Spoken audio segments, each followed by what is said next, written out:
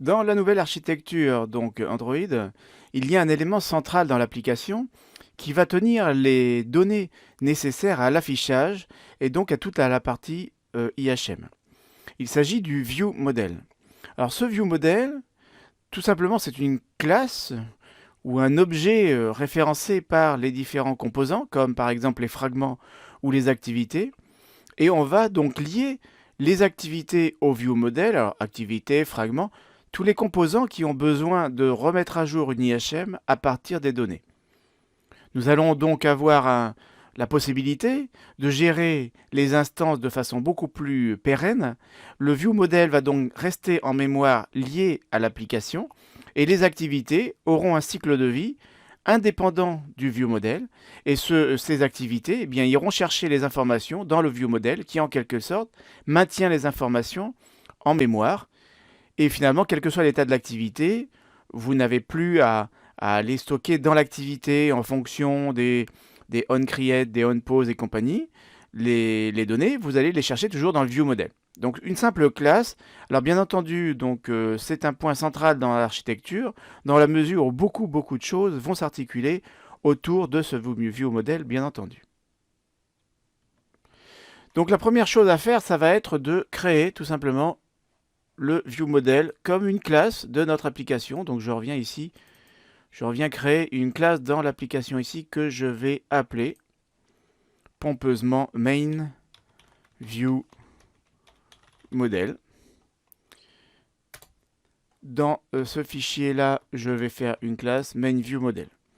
La seule chose qu'on lui demande à ce view model, c'est d'hériter de la classe view model de Android X Lifecycle. Donc si vous utilisez des vieilles bibliothèques, effectivement ce n'est pas le même package. Donc je rappelle que moi j'utilise ici les bibliothèques récentes de l'architecture Google.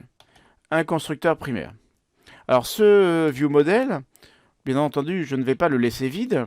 Je vais lui créer des données, des propriétés, en fonction de toutes les données que je veux manipuler dans mon IHM. Donc par exemple, la date à laquelle j'enregistre donc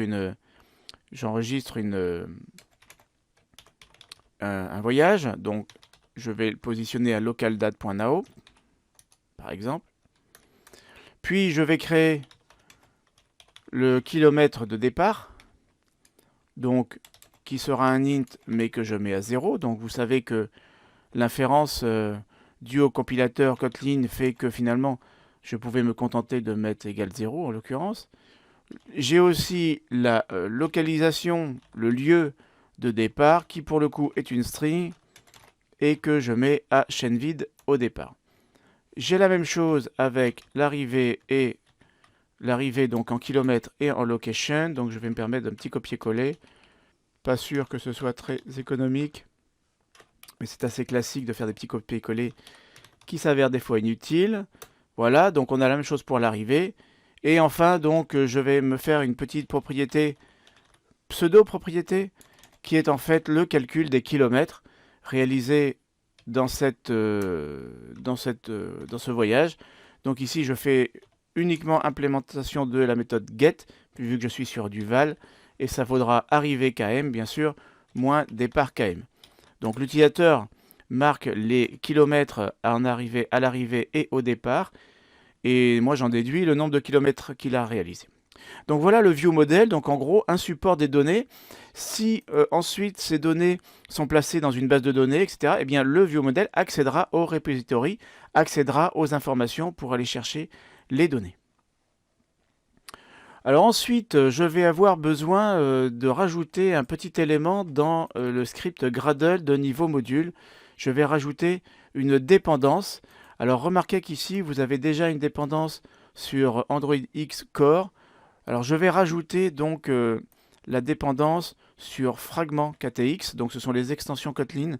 En l'occurrence ici, pour pouvoir accéder facilement au ViewModel, il faut penser que les fragments maintenant, comme les activités, vont avoir besoin d'accéder aux données stockées par le ViewModel. Donc pour que ces fragments puissent y accéder, eh bien, il faut bien que je puisse trouver le viewModel à partir du fragment. Et donc c'est le rôle de cette bibliothèque. Donc je reviens ici sur mon first fragment. Alors blank fragment, je rappelle que ce sont des éléments que je peux supprimer. Je les supprimerai à la fin. Je vais continuer donc le travail que j'avais commencé à réaliser au niveau du fragment. Alors première chose, il faut que le fragment bien entendu puisse accéder au viewModel et je vais stocker dans mon fragment sous forme d'un val un accès à ce viewModel que je vais appeler mViewModel par exemple avec un E. Comme ça on saura que c'est moi.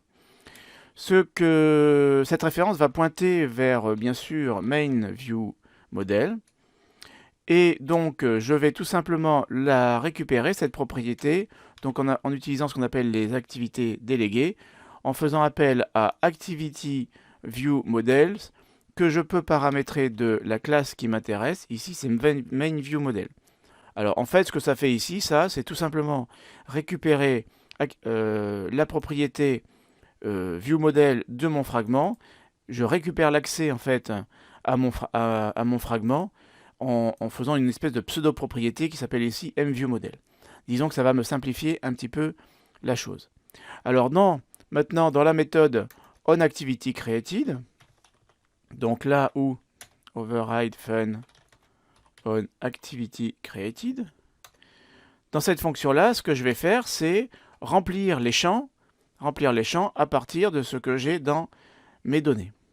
Alors pour remplir les champs, grâce aux extensions Kotlin, je peux directement accéder à main_first_dat.append. Voilà, donc là je vais remplir le champ de données de la date. Avec quoi? Eh bien avec ce que je trouve dans mon viewModel pour la date, puisque c'est une propriété. Et bien sûr, par contre, je dois formater avec les bonnes informations. Donc en l'occurrence, on me demande un formateur, je vais prendre le ISO local date pour formater ma date. Je peux continuer donc ensuite avec main first arrivé km .append. Là, je vais encore chercher dans mon viewModel l'information donc de arrivé km. Bon, comme il s'agit des kilomètres, je vais être obligé d'appeler toString. Ensuite, j'ai le champ main first.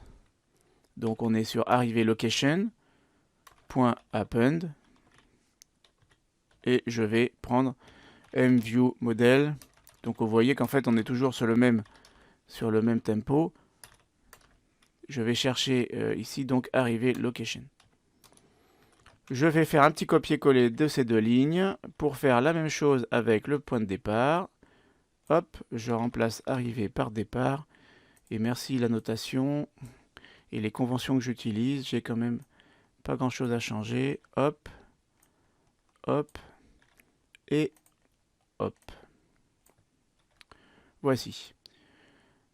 Donc là, lorsque l'activité va charger le fragment, eh bien ces champs-là vont être tout simplement remplis par ce que j'ai trouvé dans le viewModel. Alors bien entendu, juste auparavant, ici dans onViewCreated, c'est pas moi qui l'ai codé, ça a été généré automatiquement. Il y a déjà eu un listener de branché sur le bouton qui permet de valider le formulaire. Donc sur ce bouton, je vais rajouter donc un petit appel à une fonction que je vais créer, donc elle va être en rouge dans un premier temps. Évidemment, c'est la fonction de valider, c'est-à-dire de passer les données de ce qui est du graphique, ce qui est dans l'IHM, vers le viewModel.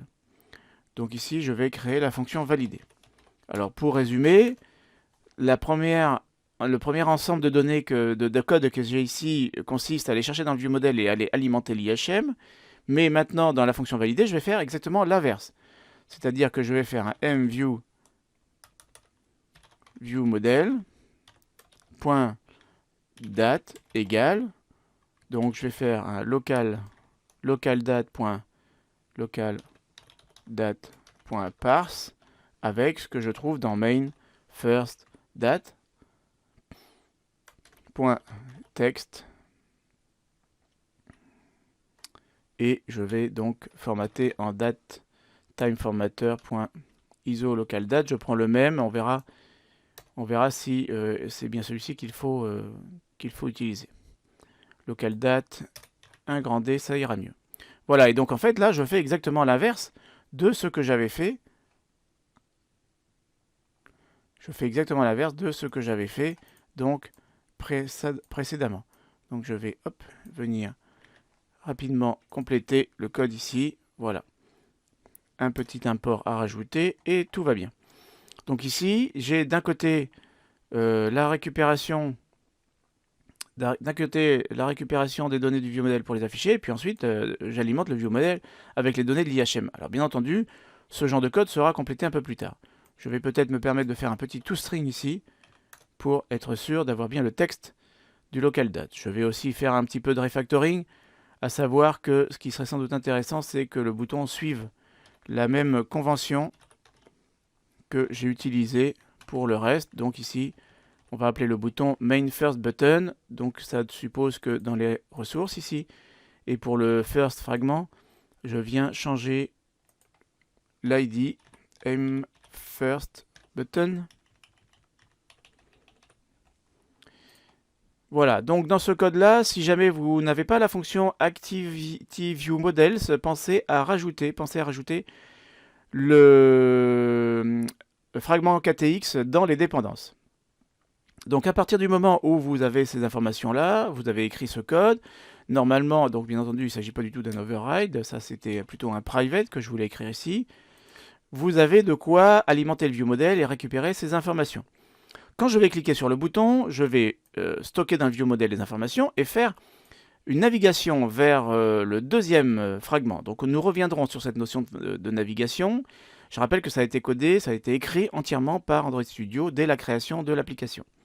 Dans le second fragment, je vais, donc second fragment KT, je vais tout simplement reprendre le même genre d'informations. Ici, donc je reprends, je fais un copier-coller de cette ligne-là. Je vais définir la même propriété donc dans le second fragment. Et dans le second fragment, ce que je vais faire, c'est que je vais alimenter le TextView qui est par défaut dans le XML. Donc si vous avez suivi comme moi le code, vous savez que vous avez un TextView second qui a été prévu dans le second fragment. Eh bien, je vais tout simplement demander au ViewModel les kilomètres. Donc vous remarquerez que nous allons alimenter les informations par le first fragment, et nous allons récupérer les informations par le second fragment. Pour finir, je vais supprimer le fragment blanc ici et faire un petit peu de ménage. Donc l'activité tradition gestion des fragments, je supprime. Je garde le first fragment, le main activity, le second fragment, le main view model bien entendu. Dans les ressources, je vais supprimer le XML pour l'activity ici. Je supprime le XML pour le fragment blanc aussi. Et donc bien entendu, je me retrouve avec 4 XML aussi. Et dans le manifeste, bien entendu, il ne faut plus référencer cette activité-là, mais donc aller récupérer l'intent filter pour le placer sur l'activité qui s'appelle main activity, qui est en réalité donc l'activité qui avait été créée au départ. Une fois que tout cela est fait, je vais donc maintenant exécuter l'application. À l'exécution, donc nous arrivons sur le premier fragment. Nous pouvons donc effectivement remplir les cases qui sont ici. Donc imaginons qu'on met 120 dans cette première case et ensuite 250 dans les kilomètres d'arrivée. Eh bien, donc je vais faire disparaître le clavier. Je clique sur le bouton Next, je bascule sur le deuxième fragment et effectivement l'affichage se fait à 130. Alors 130 c'est 250 moins 120. Mais ce que l'on voit surtout, c'est que le deuxième fragment a effectivement disposé des données supportées par le ViewModel qui étaient pourtant alimentées par le premier fragment. Donc vous remarquerez que le ViewModel finalement est un point central dans l'application, que les IHM, fragments ou activités d'ailleurs, vont simplement chercher les informations dans ce ViewModel et qu'en plus, vous avez le moyen simple et rapide de partager les données par tous les composants graphiques de l'application. Voilà, donc dans cette vidéo, nous avons démontré la mise en œuvre en Kotlin du ViewModel, qui est un élément central de l'architecture nouvelle des applications Android. Vous pouvez bien entendu faire exactement la même chose en Java. La différence, ça va être peut-être la récupération du ViewModel à partir du fragment ou de l'activité. Alors je dis peut-être parce que nous avons utilisé des bibliothèques spécifiques Kotlin. Et donc maintenant, il n'y a plus qu'à voir comment on va faire, on va alléger le code en, par exemple, faisant appel à ce qu'on appelle des live data. Je vous remercie d'avoir suivi cette vidéo, je vous donne rendez-vous à la prochaine.